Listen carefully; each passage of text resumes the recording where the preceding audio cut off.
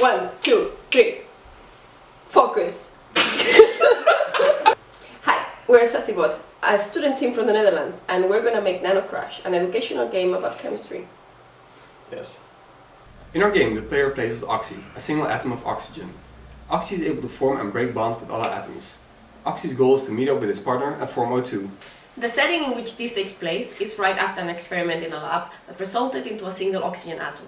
For oxygen to exist in a stable state, it must combine with another atom of oxygen.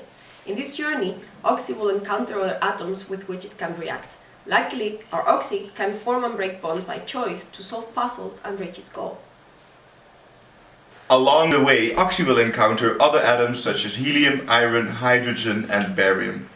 Oxy will need to use the chemical reaction with each of these atoms to Oxy's benefit in order to traverse each level.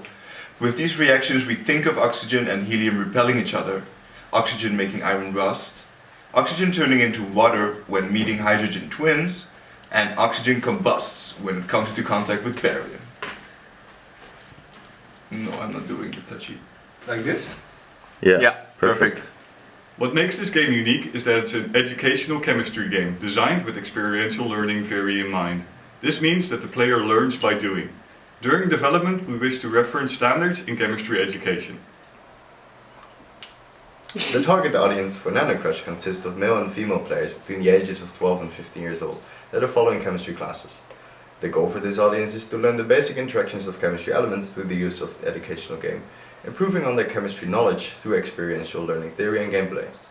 The game will focus on improving the in-class performance of students through a fun and entertaining game that aims to be accessible to all players, including students with color blindness and hearing disabilities.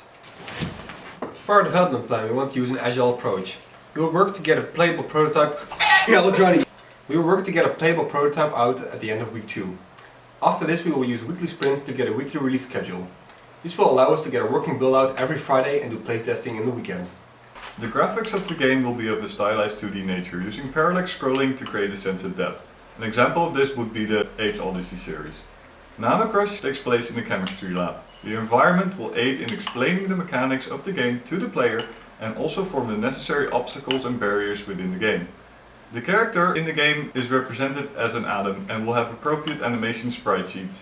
Each atom will have animations for the chemical reactions that take place within the game.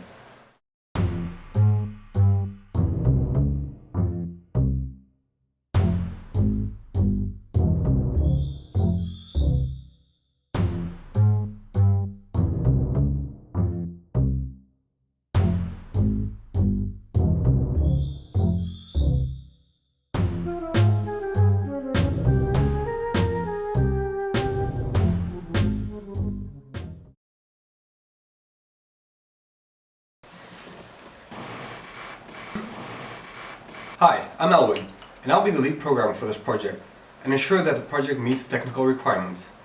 I'll be delegating tasks between Johnny and I, and mainly focus on molecule interactions and gameplay programming.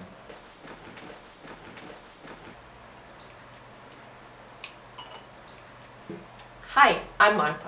I will be the team lead and the lead designer. As such, I will be coordinating the design work and managing the team communications, keeping the documentation up to date, organizing and assigning tasks, and overseeing the level design. I will also be in charge of the world design and the content design.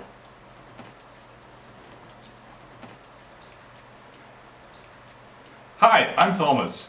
For this project I will be the level designer and audio director, developing fun and clear levels for the players to teach them how chemistry works and how all the mechanics interact with each other.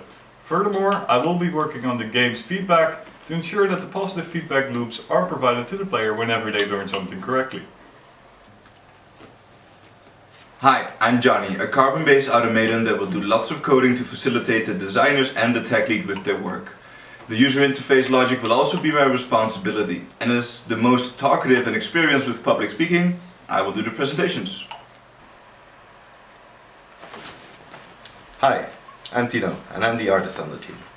This game will require a lot of assets, ranging from backgrounds, environment art, interface assets, and character sprite sheets.